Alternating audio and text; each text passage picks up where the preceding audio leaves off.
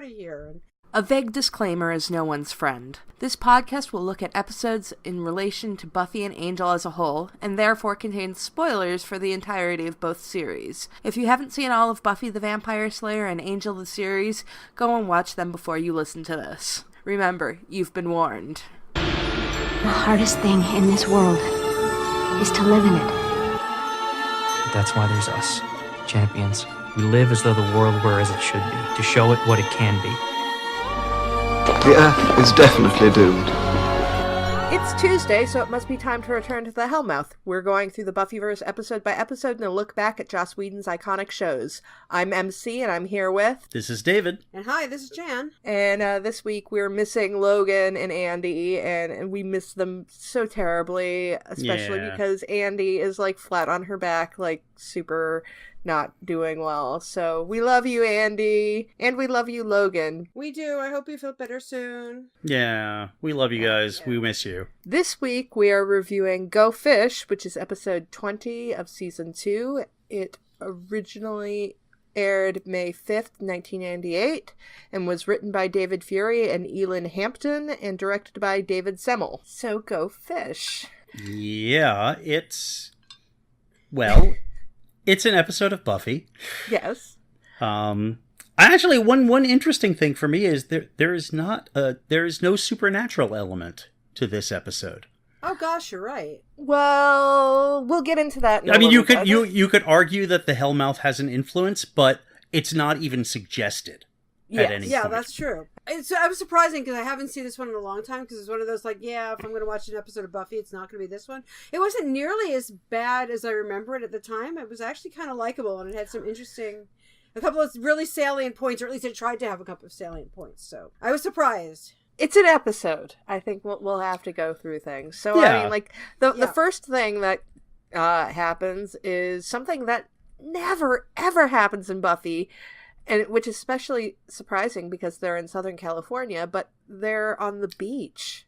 I was going to ask about that. I was like, have we ever before or since heard that Sunnydale is anywhere near a beach? Well, the beach comes up again once. They are shown on the beach in Buffy versus Dracula, I believe it is. Ah, okay. Yeah, and we see a beach in Anne, but that's in Buffy's dreams, so that doesn't really count. Yeah. Right? But yeah, they never go to the beach, which I thought it was a requirement that they go, like, every other episode in shows set in Southern California. Yeah, right? That would have been my assumption. It was A, I didn't know there was a beach. B, it's a show set in California. There should really be a beach, but we never see it. Right, and they made it into such a big deal that, like, oh, well, I mean, Buffy kind of like, well, or whoever it is says, well, the team wanted to have their party here. And, like, it was a big special treat that they went to the beach, but you're in California, and why wouldn't you go to the beach? Well, I mean, Xander does complain about how cold it is, and oftentimes it is very fucking cold at the beach. Yeah. Especially at night, so yeah. Yeah. But Xander's a stick in the mud, because he's not upset about them being at the beach. He's upset about the swim team doing well. He just doesn't like that people are doing better than he is. But that's almost everybody, isn't it? There is that. But I mean, there are reasons to wish a team not do well. I mean, I'm still upset that, Columbia University has won a football game. Because that was their thing. They never won, and that made them special. Now they're just a bad football team. Well, that's like my school. I'm an alum of Northwestern, and my freshman year, my sophomore year, we actually broke the record for the most number of losses like ever, to the point where they tore the goalposts out and threw them in Lake Michigan in celebration. And then we won a homecoming game shortly thereafter, and they did the same thing. They uprooted the goalposts, and then the school had to make a law that was basically, thou shalt not touch the goalposts, because they couldn't afford to keep replacing them. But yeah, NU was like notorious for years and years and years of not doing well. So we were proud of being like the worst team in the Big Ten. Now we actually win games, and we went to a bowl this year. So yeah, but Xander doesn't have any of that going on. He's just like, I don't like people doing better than me. He's just salty Xander. Well, I mean, granted, as the episode goes on, I mean, we do have Xander's complaining, which is kind of a legitimate complaint, that the swim team gets all these advantages and basically everyone else gets kind of, trod under their boots. But isn't that true of, like, most sports teams in theory? Doesn't mean it's a good thing. No, I definitely, it's not a good thing, but I mean, like, my school didn't have a pool or a swim team, but I know that the people on the track team and the basketball team and the football team all got, like, all sorts of perks that the rest of us didn't. And when I was at Northwestern, even with our losing his team, I had professors who complained about athletes that got all sorts of perks and were allowed to pass classes that they shouldn't have because they were still athletes. So yeah. I mean, but at this point in the episode, Xander has not heard about any of those perks yet, so he's just being a jerk. And it's not like the swim team has done anything to him personally. Jonathan, I understand having an issue with the swim team. Yes. And by the way, can I just squee that not only is this the first episode where Jonathan actually gets named Jonathan? I believe so. No, actually, he gets named Jonathan in Reptile Boy, I believe. Okay. But I was just, anytime we have Danny Strong, anytime we have a Jonathan sighting, especially in the early days, I have to squeak because it's Jonathan. I mean, this is the first time that he's been in more than one scene. So yeah. And we actually had a little backstory on him, too. I mean, at least... He played a part in this episode rather than just, like, showing up as, like, an extra who gets into trouble. So walks into the library and then has to leave, yes. Yeah. Yeah, I thought it was interesting, especially considering everything that Jonathan... Well, I mean, they were really... I don't know if it was intentional to set him up as a long-term, sort of foreshadowing, or whether it just kind of happened, but it was kind of a nice bit, too. As I understand it, Danny Strong actually auditioned for Xander. Ooh. But Joss didn't feel like he fit the role of Xander because Joss has always had this inflated view of what Xander should be. Because he always wanted Xander to be, like, the cool loser, like the loser that you knew would become, like, really, like, hot after high school. And I'm, like, projecting much, Joss. Right. And also Danny Strong is really cute. Oh, I adore him. I would rather go out with Danny Strong than, Nikki Brennan any day. And, not that I have a choice, but yeah. I love Danny. Danny appeared in the original pilot, just as an extra. Mm-hmm. And he appears, I think, in episode 4 of season 2. So they always kind of kept him, like, in mind. So I think they always knew they wanted to use him on the show. And just kind of slowly they've built him up as a character. And then they, by season 6, they're like, well, let's do something really big with him. So, and then, hey, Wentworth Miller appearing. Yay! Yeah. Oh, okay. Which one's he? He is Gage. Ah, okay. Yeah. Oh, you don't know Wentworth Miller is really? I know the name, but I'm not really familiar with his work. It was really funny because it's been so long since I've seen this episode that I didn't know he was in it, and immediately I was like, oh my god, it's Wentworth Miller. I mean, I mostly know him from Legends of Tomorrow, but I know he was in Prison Break and stuff. I know his face. Okay, yeah, a lot of stuff. As an actor, and the fact that, like, he came out, and he seems like a really cool human being in general. So yeah, so apparently he's been on a lot of stuff I should watch, but I haven't. Yeah, I think he's also been in some of the other DC Universe shows because it's the same character. Yeah. But he was really good in Legends of Tomorrow. He's of course most well known for doing Prison Break. Yeah, that's kind of his big role. This is his first acting role, and he commented about how intimidating, how out of his depth he was, with, like, doing all of the prosthesis and everything. The beginning of this episode, for me, plays like a Supernatural episode.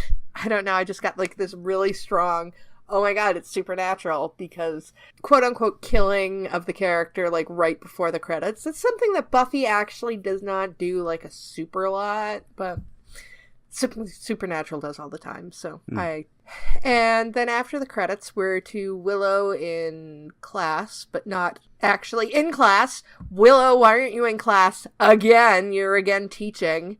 And it's like they're doing pie charts. Why does Willow need to teach that? I don't know what... I mean... I assume it's some kind of graphics programming exercise. Yeah, but it's like, again, why is a 16-year-old or 17-year-old student with no background and no training teaching a class in a school with no supervision... And, assumably, I'm sure she wasn't getting paid for it. I mean, it just, I have an answer for this. I finally have an answer for this. She is allowed to do this because Principal Snyder is a horrible education official. Okay. Which is demonstrated in this scene. That is very true. Okay. I also would like to know how the hell Gage got a school computer to play solitaire with naked ladies on the card in 1998. That's a very good question. Yeah. Maybe he's actually a brilliant computer programmer. He just doesn't want to do the classwork. Yeah, that's possible. It just seems like something like a little too far for him to go. And I'm sorry, in 1998, I doubt those computers were going to be connected to the internet. Well, No, I wouldn't wouldn't have say to that because I when I was in high school, when I was taking my one basic programming course, which was 1978 or 79ish, we only were connected to the internet. We were basically on Vaxes and dialing up to the university. But at this point, so they could have had internet. I mean, you know, I was on the internet at home, so it's possible that they had a local university server or something like that. I doubt that. Just because school computers probably wouldn't have actual internet connection at that point. But I mean, he wouldn't need the internet to put a program like that on the That's computer. true too. So I'm just wondering if he brought, like, did he bring the solitaire with the naked ladies on it from home? I assume that's what I'm guessing. Of all of the things to put on fucking solitaire, okay. Yeah, well, obviously whoever wrote this episode was not that computer savvy or something. What? Computer mistakes on Buffy? Say it isn't so. Almost as much as, you know, at that time and earlier, the computer mistakes on Doctor Who, but we won't go there. That's another podcast entirely. Yeah. One we don't host. But we No. know several people who do. Yes. And Snyder. Oh, God, Snyder. You're so We love you, Armin, but Schneider is such a Oh, he is little just bastard. the worst. He is But the I love worst. to hate him. Oh, yes. He's a great character.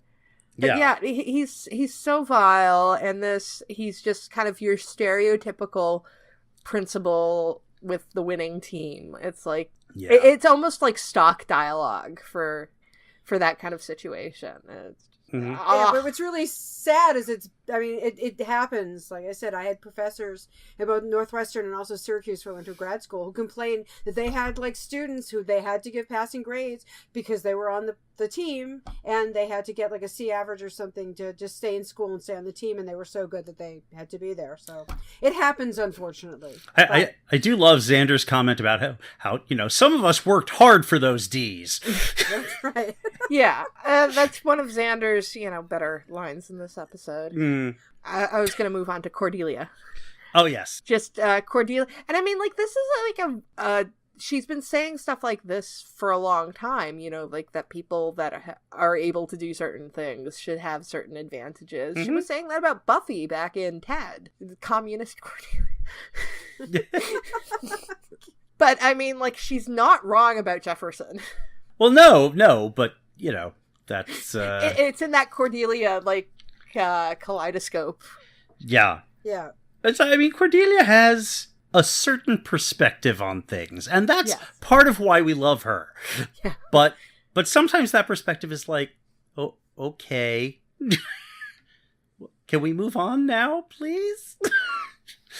Yeah, she's skewed because she's Cordelia. She's got her own point of view, and I'll give her points for always being consistent and always being Cordy. It's not like she varies or suddenly comes out of nowhere. So Yeah. It's true. If anyone's written consistently, it's Cordy. Oh, yeah. Yeah. Unfortunately, Xander is written consistently sometimes, and it's consistently bad. Well, yes. Because in this scene when he's complaining about the swim team and their perks, he literally objectifies Buffy because he calls her a perk. right. It's like, this is your friend, and you're talking to your girlfriend, and you are comfortable calling Buffy a perk. Which is pretty shitty to do. That was so. awful. Especially considering what happens to Buffy Well, in yeah. the very next scene. Yeah. Yeah. No, that is... Yeah, we're about to get to that, and I'm... Yeah. Shall we just move on to that, or... Yeah, is there I mean, more I here? don't want to do this, but I almost feel like we should start a counter for how many times Buffy is almost raped on this show. Yeah. Oh man, which actually should. Yeah. Because that's important. Mm-hmm. And it's one of those tropes that really sucks. Yeah. Just the whole like rape is as a dramatic plot point Mm-hmm. thing. So It happens twice in this episode. Right. Well, my immediate thought with this is, this doesn't, the whole sexual assault thing does not look good at any time. But from today's perspective, it's clearly like it would be more glaring now, just because of what's going on in society at the moment. But the thing is, it's like here we have this, like, it wouldn't, like now you wouldn't have the casual attitude towards it that essentially happens here on the show. You would hope. You would hope. But I mean, like, for instance, when something like this came up on Veronica Mars, it was dealt with much more extensively. It wasn't just like, oh, there was a sexual assault, and then we'll just ignore it. Because that's what happens here. It basically goes right from, she's been sexually assaulted to, like, well, it was, it was like, I didn't start it, and like, oh, that's not what I saw, and you shouldn't dress like that, and then it's over. There's no discussion. Giles doesn't even really defend her. Mm-hmm. Yeah, and Schneider, it's like slut-shaming her, not that there's anything to shame her on to begin with, and it's like, yeah, well, you were there in the car, therefore you were asking for it, and dress better, and that's what, I think those are supposed to be punchlines also, and like, the comments about, how her dress and everything else, and it's just like, stop it. This particular moment is particularly uncomfortable in light of the Me Too movement that's been going on. Exactly. Yeah. And just everything about this is just like your cliched high school sexual assault. The whole, she says no, he decides to not take no for an answer. The only thing is she happens to be a slayer, so it doesn't go any further. And just all of the responses from everybody in the situation, and everybody in the situation is a guy, because the nurse is out of it before anything is addressed via the sexual assault. So it's Buffy, the principal, and the coach, and why the coach has any say in anything, he really shouldn't. Right.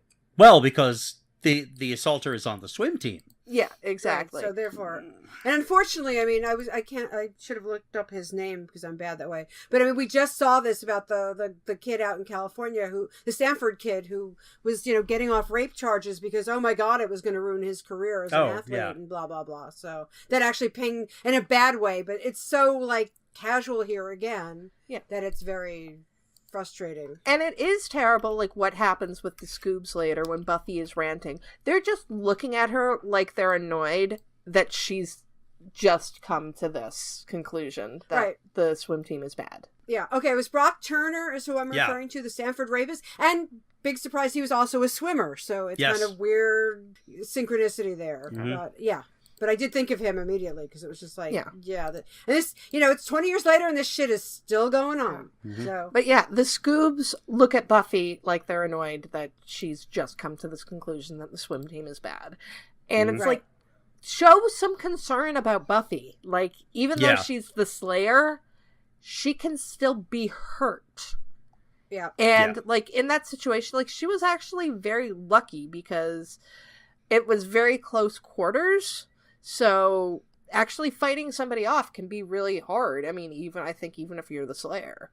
So, just guys show like a little bit of decency, but Buffy does brush it off pretty quickly, and they get into the fact that one of the swim team members is dead. I think Xander really likes Jaws a lot because he mentions it several times over the course of the series, and I think this is the first one where he quotes the line, "This is no boating accident." Yeah. Yes. Which I liked. Yeah. But And funny thing, in this scene, Willow references an Oreo cookie, and it might be an inside joke because Allie actually did commercials for Oreo cookies. Oh, I did not know that. Yes. Okay. That was before she was on Buffy, probably when she was a kid, because Allie was a child actress. Right. But my absolute favorite line in this scene is Buffy's "Any demons with high cholesterol." Because Giles is going to think about that later, and he is going to laugh. And Xander needs to go and get some food, so he goes to the vending machines and gets into a pissing contest with Cameron. Yeah. And the first of several product placements for Diet Coke, I should add, too. Yes. I noticed that there's a big Diet Coke button, and later on there's like Diet Cokes sitting on people's tables. So. But you notice that Xander does not go for the Diet Coke. It's your grape, orange grape. Yep. Also, I was wondering, it's like, what's his name from the swim team, like says, well, I get to go to the cafeteria because I'm on the swim team. And I'm like, wait, isn't the cafeteria just like closed? Do they just leave food lying around for the swim team in the cafeteria? Apparently so, because he just, nothing was closed for them, so I guess not. I mean, he never gets to it, but... Yeah, I don't know. I mean, that was odd. a weird thing, yeah. Yeah. Yes, Xander responds to the screaming, and he sees one of the fish monsters. And I gotta say, for Buffy season 2, I think the fish monsters look pretty good. Oh, they're not. Yeah, they're not bad. surprisingly. They're not bad at all. No. I mean, later on we'll obviously see better, but this is season 2, and considering we're a couple episodes after that horrific werewolf, they look good. They're absolutely passable. Yeah, they're pretty creepy for, like fish monsters. I thought they were kind of, gross on, not just like ridiculous. Like, you've got to be kidding me. And Xander goes back to the Scoobs, and we see Cordelia exhibit a skill we haven't seen before, and Cordelia is able to draw. Yeah, very well. Of course, she also says to Xander, admit it, you ran like a woman. Yeah. That bugged me. Toxic masculinity, awesome. Yeah. Like, talk to a couple of the, gold medal track winning Olympians about running like a woman. Like, stop it. Yeah. Well, I mean, it's not... I can't even tell, like, who it's more offensive to. Is it more offensive to women, or is it more offensive to men, or is it just offensive to humanity as a whole? I was going with it's just offensive. Yeah. Yeah. It's just like, why? There's no reason for it. Yeah, there really isn't. But it's 1988. It doesn't surprise me. They often fall back into that horrible, and for a show about female empowerment, Buffy can actually have a really bad track record with actually empowering women as if they don't have superpowers. But they get into their investigation, and Buffy is tailing Gage. And 20 years later, and this is the first time I've actually noticed, Buffy was reading the magazine upside down. Oh, I missed that. Oh, God. I will say she's terrible at surveillance. She really is. I think that is a recurring thing, that she's not very good at that. No. She'll leave that up to her successor, Veronica Mars. So. Yes. And did we skip over Willow's interrogation of that's Jonathan? The same, that's kind of they're intercut together. It's intercut. Yeah. That was. I love Willow's interrogation style. That's just hilarious. But it was, like I said, there's a lot of like early clues to the new direction here. If you think about like her in season 6, season 7, and just like that, there's like this very slight like Willow's darkness creeping in. Currently, humorously, but it's going to come back and blow up in her face. And then the line about like Jonathan in the dark arts. Yes, I was wondering about that. Oh my God! Like, okay, did somebody just like rewatch this later on and say we've got to do this? Yeah, or... is season 6 Willow's fault? Yeah, like this far back. Yeah. To be fair, Jonathan was not the demon summoner. It was Andrew who was the demon summoner. True. Right. Jonathan was all about magic, and he learned about magic from somebody in his like group therapy after he tries to commit suicide. Right. Yeah, so actually there is a tale on Jonathan's progression. Okay. But it's like the first kernel of like, dark evil Jonathan, which I love. And like you said, the first kernel of dark evil Willow, because she is getting off on that power. Oh yeah. Yeah, it's like between that and the axe murderer from I'm bad at titles. Xander's love potion episode. Bewitched, Bothered, and Bewildered. Bewitched, Bothered, and Bewildered. Yeah, it's like no, we're just they're already like there's seeds being sown, whether it was like intentional or not, of like Willow's like dark homicidal side, which I kind of like. They were seeding it. Yeah. So it's like, oh my god, you can see she's getting off way too much on this interrogation, and at least she didn't flay him. Spoiler alert. And Mhm. with all of the flaying in this episode, none of it was done by Willow. Right. But for all we know, maybe this gave her the idea. And we get a quick scene of Snyder with the coach, and Snyder is seriously a gift. A horrible, horrible gift. Yes. As his line about, what was it, Cameron and the other one? Yeah. Or Dodge. He doesn't even care. They don't have names. They're just like, win me awards and medals, and who cares? Yeah. Plug and play. And we continue Buffy's tailing of Gage, and she ends up at the Bronze. Yeah. And they sell animal crackers at the Bronze. I noticed that too. Again, product placement, but they're Barnums and yum yum. Well, I wasn't thinking about product placement. I was just thinking, okay, it's my headcanon that Oz asked them to have those, and they like Oz so much because he's like their favorite musician there. So, and also, I love it. It's Buffy's sexy coat. Right. I did notice she was wearing that coat again, so I thought of David. Yes, we thought that she didn't wear that coat again after Bewitched, Bothered, and Bewildered, but she wore it in this episode, and she looked good. Yeah. She did, indeed. I was thinking also about, now that you're mentioning the animal crackers, maybe that's actually Dingo Ate My Baby's merch. They actually, it's part of their whole, package with t-shirts and CDs and Oz would be that weird. Oh, yeah. Yes. So, they're branded, but I love it. And so. we get our little tiny scene of Angel. Mm-hmm. Yeah. And it's just enough that we can get a hint of what's going on with Gage. I'm trying to figure out, is it steroids or is it the fish DNA that's turning Angel off? Because, I feel like the steroids actually wouldn't turn him off. Right. He might get some kind of crazy reaction to them just from ingesting them. But that shouldn't be they taste like I'm unclear that they're actually using steroids at all. I was actually wondering that myself, if they are using steroids. Or if it's just Russian fish experiments. Yeah. In Angel, the episode, not Orpheus, the episode before Orpheus, we do find out that Angel can be affected by drugs in somebody's blood. Of course, Orpheus is a mystical drug, so there is that connected to it. Right. But so I would think that if it was steroids, that it would just give him a boost of energy because they're steroids.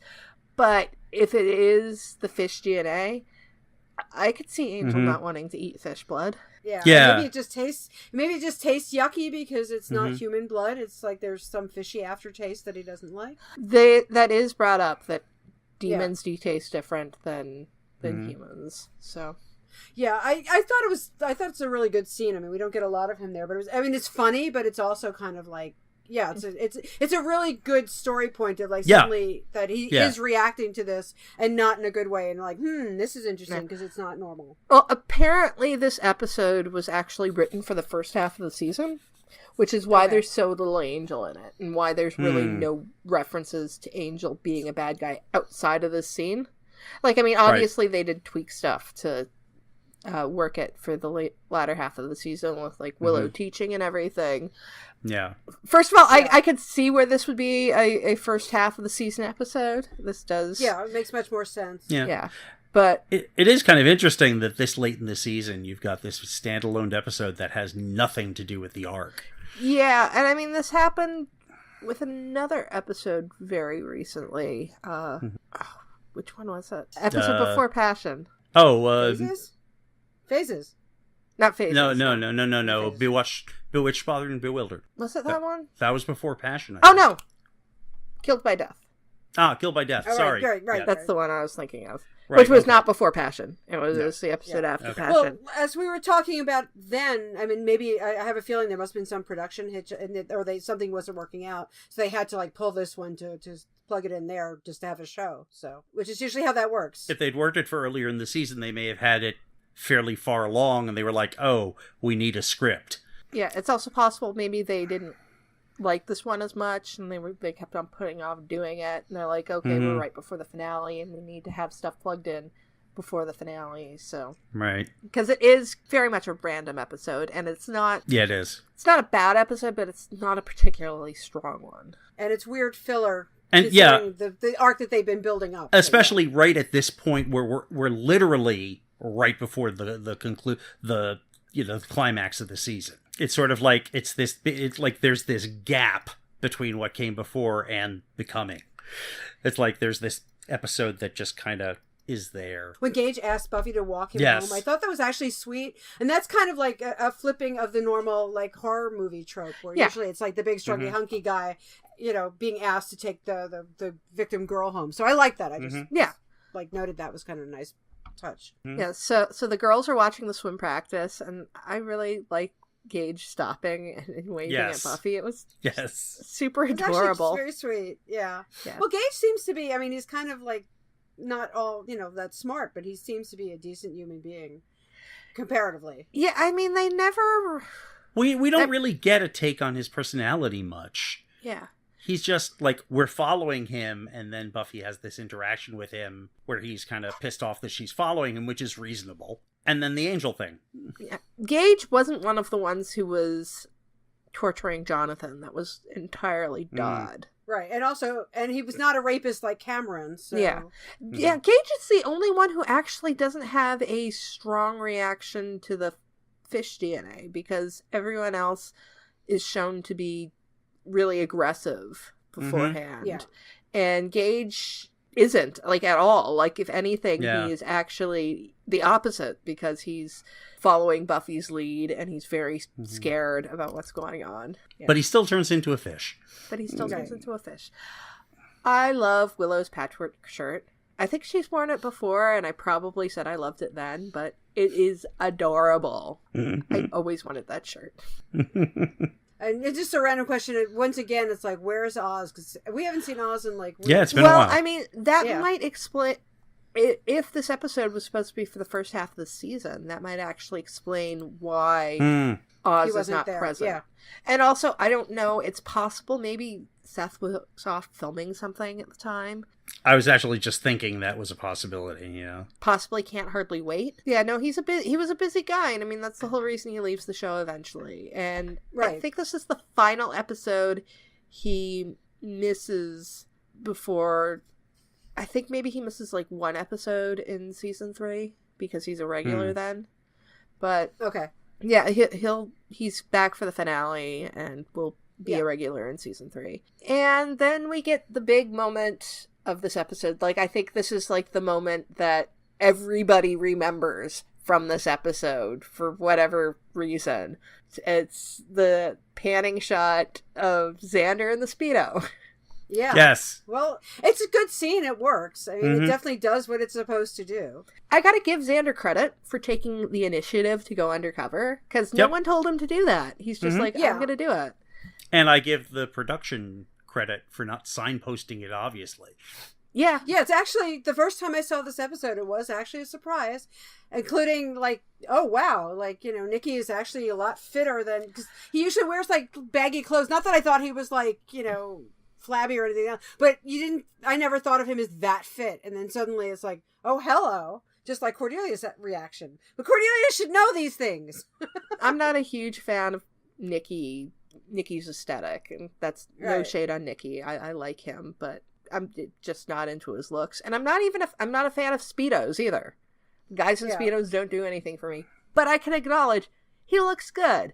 I think I heard in an interview that Nikki was warned like a couple weeks ahead of time so that he could like work out a little bit to get himself into nice condition, because we did see him earlier in the season, and granted it was like a different situation. It was when for Reptile Boy, when they had him wearing the bra and stuff and he's all shirtless. He does not look as good, and it's not because of what he was wearing. He was just not quite as fit. So good on the production for letting Nikki work out a little bit to get himself into peak shape. Yeah, no, it was very, I'm not a huge fan of him normally that way, and again with Speedos, other than like the David Duchovny scene from X-Files, which is very similar if I remember correctly, where Mulder suddenly shows up somewhere in a Speedo. It worked, just the whole like comedic, and also I don't want to say objectifying, but just like the erotic nature, for lack of a better word, of that moment actually works really well. And Cordy's reaction is great. All three of the girls are eating the eye candy. Yeah. Like, even Buffy is like, Xander. Yeah, and I like the fact also that, again, our expectations are flipped a little bit, and it's the male character who gets to be the eye candy and not, like whoever in a skimpy bathing suit or whatever. It's nice, so it works really well. I also love that, like, Xander's, like, just parading around like this until he sees his girlfriend and his friends, and then it's like he grabs one of the boards to cover himself. And it's like he's fine with strangers seeing him like that, but the woman he's dating, oh my god. Like that's like, no. So there are 3 parts of this whole exchange that I really love. I love Buffy when Xander says, "I'm undercover," and just Sarah's delivery of "not under much." Yes. Because it works really well, because Sarah, I love Sarah as an actress, but she cannot act. She cannot laugh, like, fake laugh at all.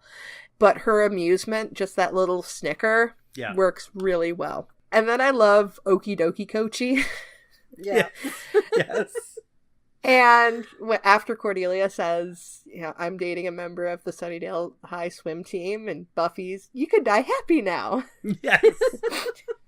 And again, once again, like, props to Charisma, because just like the way she plays that and her reactions all through, it's just comedy gold. And it's just more like, I love Cordy just so damn much. So we go from Xander guarding the Gage and the rest of the swim team, and then Buffy takes over. There's a scream, and Buffy runs in, and I got the effects on Gage turning into the monster are really good. They're well done. Yeah, it's gross. Well, it respects the show as little as possible technique. Yeah, which is like they don't like focus on like every detail of what's happening, so it leaves it to your imagination, which makes it work better.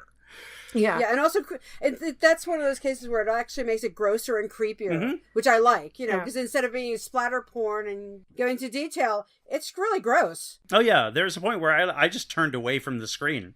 Yeah, I was like, ugh. And I mean, like, it is so iconic that it actually does end up in the opening of season 3, but that shot of Gage like pulling away the skin from his hand and his claws coming out, and you can see like all of like the gunk on them, and it's like, ugh, it's so gross, but also is really effective. So yeah, and especially for season 2 Buffy, it's like it really works well. So and now the episode will stop cold for the PSA on steroid abuse. Just say no, kids. Yeah, I do have one question about the whole fish transformation thing. Each of the guys that turns into a fish smells something horrible right before they turn into a fish. Yes. I find it odd that they're the one who smells something horrible. You're right. Unless, I mean, I always wonder, like, is it the other ones coming in and that's what they smell? Well, like no, because the other two don't have that. Gage is the only one who encounters another fish person as he's turning into a fish person. Well, actually, Dodd didn't smell something strange. Didn't the person who found his body, or found his skin, smelled something strange. Oh, I thought he did. Maybe I'm wrong. Okay. Yeah, I'm pretty sure Dodd disappeared, and it was Gage who smelled something then, so, or one of the other swim team members. I can't remember. Cameron did also, yeah. But Gage actually starts smelling under his shirt, like, you know. You're right. It's weird. He shouldn't notice it. It suddenly just should be happening. Yeah. But it might have been the other fish monster. We don't know. It's weird. They wanted to put something in there to try and the red herring. Yeah. Dun dun dun. Yes. Yes. This is ironically an episode full of red herrings. It is. But yeah, seriously, the episode stops cold while they get into their whole steroids are bad.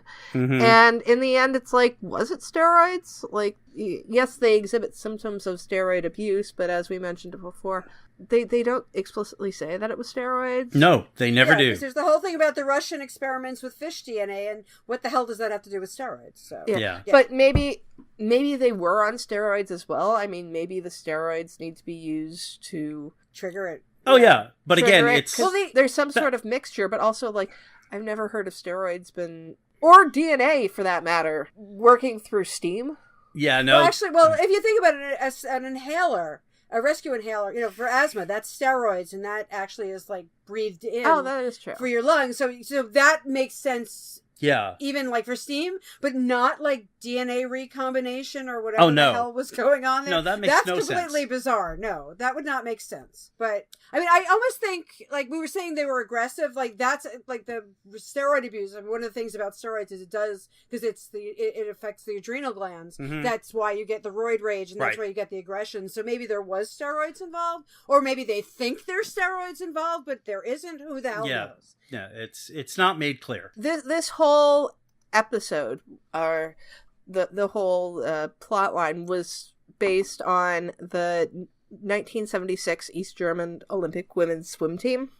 They won 11 out of 13 goals and were accused of steroid use, but it wasn't until after the fall of the Iron Curtain that it was found out that they had been given steroids, but they were given to them as preteens, and they were told they were vitamins, so they didn't even know that they were taking steroids. Oh. Yeah, and this is kind of like the whole idea that in the Buffy universe, they were actually given fish DNA. As you do. Yeah, of course.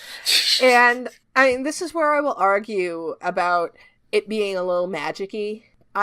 They don't suggest it in the episode, but... Mm-hmm. In my head, it's like, oh, so this is kind of the same thing as with Marcy. This is kind of science-based, but it works because it's on the Hellmouth. Right. There's like some supernatural element that creeps in that makes it work where it wouldn't have normally, because if you weren't on the Hellmouth. Yeah. So I accept that. I mean, the problem is that they never quite really explain it or make it. It's just it's a muddled They mess. give us nothing in that respect. I mean, while I've had no problems with this episode up to this point, it's actually at this point where I have a note that says, this is where this episode falls apart. Because this was actually a fairly interesting episode up until Gage turns into a fish creature. And then when you find out that the coach is involved and the nurse is involved and everything, the episode starts... what had started fairly strongly, even if it was kind of goofy, it all kind of becomes a mess of just things happening and no real rhyme or reason. I almost wonder if, like, they had this story and they had, like, a partially written, the first half of it, let's say, script, and then they had to finish it off and they had to, like, rush it to get it into production. And that's why, because there wasn't any time to actually think about the rhyme or reason. Well, we've got to finish this script off and let's go, because it was mostly done. Yeah. Because it almost feels like it just, like, they tacked on that whole last act, as it were. Well, it could have been that was the reason why they held off the episode, is because there was a third act problem that they just couldn't figure out. And then it's just like, okay, do you know what? We're at the end of the season. Even if it's got the third act problem, we got to put it in. Mm-hmm. Yeah, because it feels like that, because you're right. I mean, and other than, like, Gage's lack of, character development, the first half at least is, like, really, or first 2/3 is really good, or could have been really good. It's just that the whole resolution, etc., gets like so paint by numbers, it's painful. Yeah. I am curious as to Sunnydale having both a swimming pool and a steam room. Especially the steam room. That feels really odd for a school. It does. I mean, that may be a college, but not an actual, like, high school. I mean, like, I know I've had friends who have kids who have, like, swim teams and they have a pool in the school, but yeah, they don't have a steam room on top of that too. That's pretty la-di-da. And I mean, of course, that doesn't include also the fact it's really weird that Sunnydale has all of these underground catacombs that lead to the ocean. Right. Yeah. Well, Sunnydale seems to be that kind of town that whenever you need it, when you need it, I mean, it just manifests magically. Whether it's the airport, the university, the major, the army base. Right. I mean, it's established that they have this whole tunnel system. Well, yes. That it leads to the ocean is weird, but that's I think part of that may just be because we're still, like, it still feels like they shouldn't have an ocean. Well, they really shouldn't, because actually, I mean, think about one of the last scenes in Buffy when Sunnydale has been sucked into the Hellmouth. Right. And it's in the middle of the fucking desert. Like, it's like this big desert, and then the sign falls in. And so it's like, okay, so I guess the ocean is actually outside of town. But then how do you have the school connected to... And also, I get the feeling, like, that because the Sunnydale was intentionally built to be on a Hellmouth, that the school is probably at the center of town. Mm-hmm.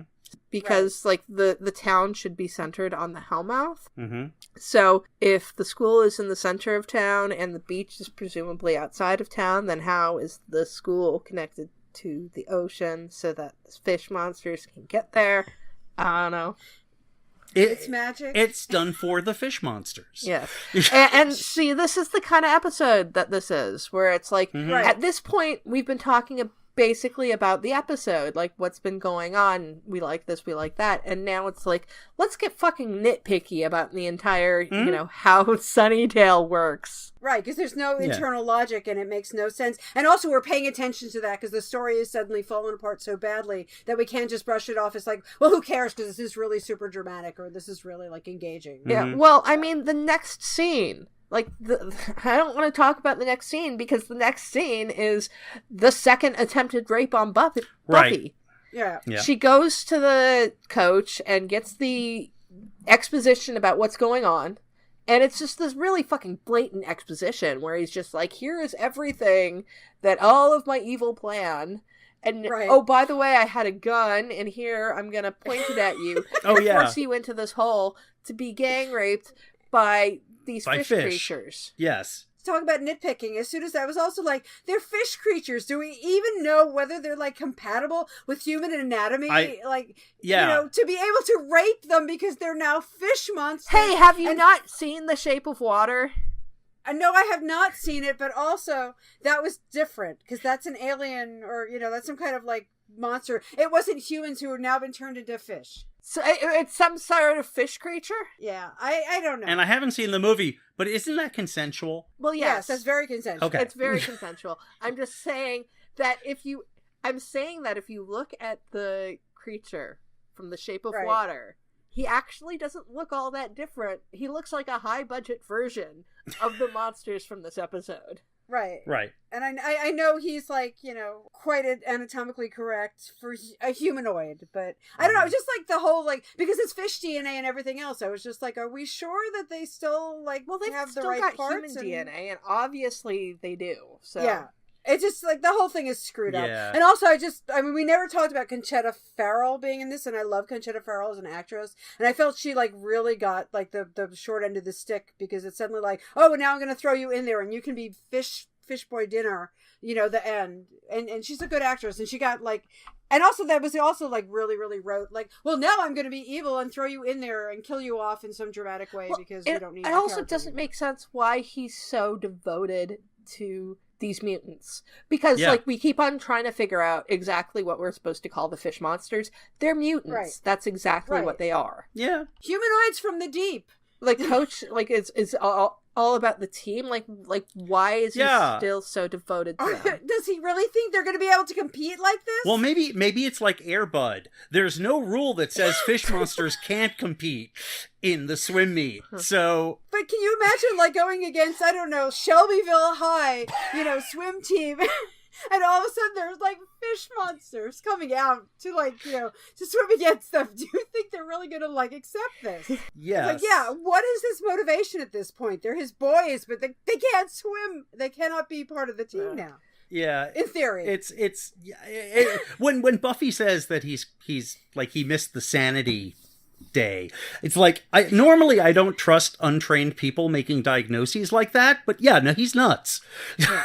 I think the best part of this last third of the episode is the bit with Cordelia and Xander. Yeah, and I mean it's not even Xander, it's Cordelia. Yes, again, yeah. I do love that she says we could still date. Yeah, I'm like, what? Okay, that's kind of sweet. Here's the thing. We don't know, like, how sentient the fish monsters are. Because, we know they're aggressive. Mm-hmm. And they lost their human skin. And they're hangry. Yeah. But, are they not intelligent? They're intelligent enough that they're able to get out and swim to the ocean. Yeah. Right, and also they apparently know that there's a human female that they want to, get jiggy with. I also noticed, by the way, when we see the nurse's body float by, she's got a couple of inch holes in her back. Yeah. It doesn't look like they ate much of her. No, they didn't. Isn't her head missing or something? No, her head's there. Okay. Pretty sure her head's there. So it's really, it's like it looks like she's been pierced by big spears or something, but it doesn't look like she's been eaten. Yeah. Yeah, it's again, that's the logic of this episode goes out the window completely. Yeah. Granted, that's the effects department. But... Cordelia's scene with Xander is really nice. Oh, that's... She's like, we can still it's date. lovely. I'll buy you bath toys. Yes. And she's just, you can tell how much Cordelia really loves Xander. Mm-hmm. And I have said that for several episodes. I actually think Cordelia is much more invested in this relationship than Xander is. Mm-hmm. Yeah, and it was at that moment that's when I thought of Shape of Water, because it was just you haven't seen this movie, it won't be out for another 20 years, but there is actually a precedent for this, Cordy. human women and fish monster boys can actually get together and be happily ever after or something. I haven't seen the movie, and win an Oscar for it. So right, exactly. Maybe Guillermo del Toro saw this episode and then that was like, oh wait, I can. No, he saw the creature of the Black Lagoon. Yeah, well, that too. Mm-hmm. Yeah. By the way, speaking of the costumes, which we mentioned earlier are pretty good for this, I have to say, I really think it's great that they did something along the lines of the creature from the Black Lagoon. I mean, it's very reminiscent, but clearly different. Yeah. Yeah. So it's like a tip of the hat. It's not like they just stole the costume or reused a costume. Mm-hmm. It was like they made new costumes that were clearly influenced by it, but did something different. But, this is also another sign that this was a very early Season 2 episode, because Season 1 and early Season 2, that's when they did, it's like, what Universal monsters can we do? Mm-hmm. And this is very much their creature from the Black Lagoon. Yes. Oh, absolutely. I almost wondered if this story may have been kicking around. Granted, it was supposed to be early Season 2, but was it something that was kicking around for Season 1, perhaps, even in just a theoretical way that they then went ahead with? Because it felt like that. Possibly. I think there was a lot of Season 2 episodes that were kind of Season 1 episodes. It's just that they only had 13 episodes for Season 1, so... Right. Or they just had a checklist of all the Universal monsters that they wanted to touch upon, as it were, and went on from there, so... Yeah. This episode's really weird. This is like where like I said, third act falls apart. Xander saves the day. Mm-hmm. Like, Buffy actually has very little impact on anything in this. Mm-hmm. Which is frustrating because she's the Slayer, and if she can kick vampires' asses, why would she not be able to kick fish monsters' asses? Assuming fish monsters have asses, they do. But yeah, she's like, what is she so traumatized by the thought of being gang raped by fish monsters that she can't fight her way out of it? It's just annoying. No, she's obviously not. She's trying to jump out of the hole, and she's just not able to get enough. Verticalness that she can get up. But, why'd she get into the hole in the first place? Because, yes, he had a gun on her, but we've seen Buffy fight people with guns before. Mm-hmm. Right. I was wondering that. Yeah, and he's also a chunky middle-aged man, so it's not like he was built like, Arnold Schwarzenegger or something. He probably would have been easy for her to fight, or should have been. He's not Angel! Xander fought him in... Right. Buffy gets into the hole, and then when Xander comes in, Xander fights him and is able to get the gun away from him and is able to get Buffy out of the hole. Mm-hmm. So Xander saves Buffy, and I'm not comfortable with this. Yeah. Mm. But whatever. Okay, so, yeah. And then the coach falls into the pit, and, maybe he gets gang raped by the fish monsters? We don't know. No, we do, because Buffy says those guys really love their coach. Mm-hmm. So that's yeah. Yeah. Yeah, which is, moving on. Yes! Yeah, it's like that episode of Red Dwarf with the pheromones that we try not to think about, which is at the same damn punchline. So Yeah. And the best part of the end of this is, again, Cordelia. When she's like, you don't have to try out for the team next year. I'll Yes. like you even if you just played football. Yeah. But I don't understand. Okay, so the fish monsters get away, and why aren't you going after them? because Cameron waxed poetic about loving the ocean in the first scene, and therefore we know they're going to swim out to sea and never be seen Well, again. I mean, What? even if they swim out to sea, they've already been proven to be cannibalistic. Right. Well, It's maybe that's only opportunistic. Maybe if they have the whole ocean to work with, they won't be eating humans. I don't know. also there's only boy fish monsters as far as we know, so theoretically they're never going to reproduce. So eventually they'll die off, and that's okay. It's sort of like I was thinking of the Doctor Who episode "Vampires of Venice." Yes. Which is sort of I was similar. reminded of that several times during this episode. Yeah. Only that's a much better story. Well, yeah. But yeah, maybe they just, there's no girls for them to repopulate with, so we don't have to worry about, a whole taking over by fish monster people, and we're okay with that. I don't know. My thing about the conclusion is Buffy talks about how they went home. I'm just like, what does that mean? Sunnydale?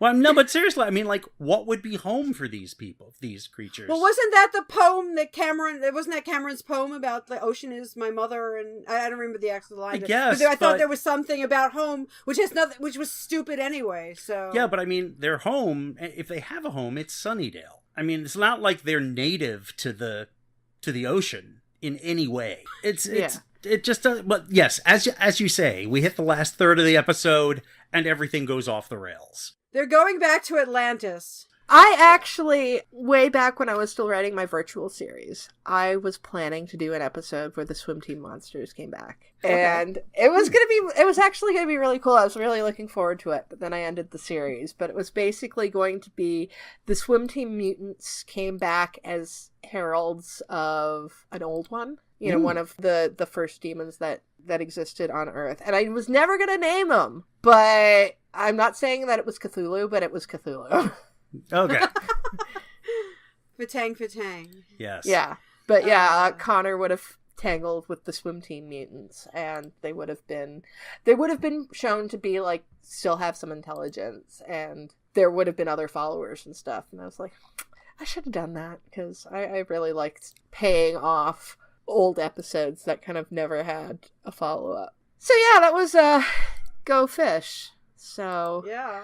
this episode, there was a couple of landmarks in this episode. Mhm. This is the last time that the opening prologue of In Every Generation, Right. Was the last time it was used. And this is the first time in a while. It was odd that it was used in the first place. Well, I believe that they used it on episodes that ran short. That was my guess. All right, that makes sense. Yes. And this is the first episode written by David Fury, and he will become a longtime writer, like up until the last season of Angel, he is present. And he also appeared in a couple episodes. He was the Mustard Man, and this is his first one. The last one he writes for Buffy is Lies My Parents Told Me, all the way. That's like one of the last episodes of season 7.